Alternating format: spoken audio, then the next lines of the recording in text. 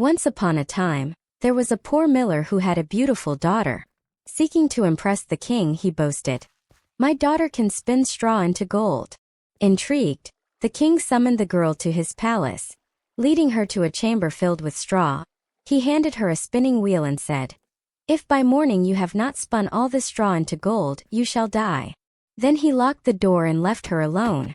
The poor girl, having no idea how to accomplish such a feat, wept bitterly.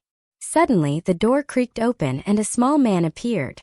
"Good evening, miller's daughter. Why are you crying?" he asked. "I must spin this straw into gold, but I do not know how," she sobbed. "What will you give me if I do it for you?" the little man inquired. "My necklace," she offered. The little man took the necklace, sat at the wheel, and with a whir whir whir spun the straw into gleaming gold. By dawn the room was filled with golden reels. When the king saw the gold, his greed grew. He took the girl to a larger room filled with straw and commanded her to spin it into gold by morning. Again the little man appeared. "What will you give me this time?" he asked. "The ring on my finger," she replied. He took the ring and once more spun the straw into gold. Yet the king was still not satisfied.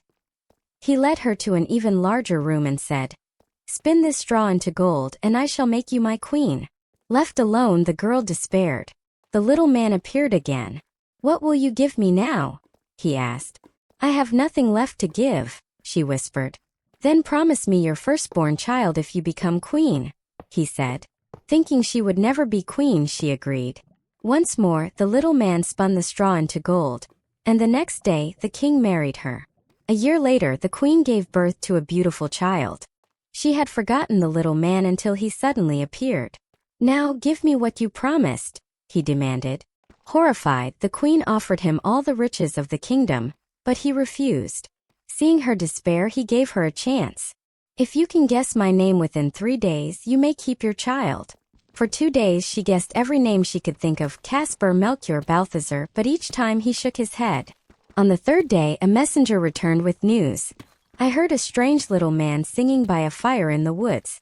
Today I bake, tomorrow I brew. The next I'll have the young queen's child. Ha! Glad am I that no one knew. That Rumpelstiltskin I am styled." That evening, when the little man returned, the queen pretended to guess. "Is your name Conrad?" she asked.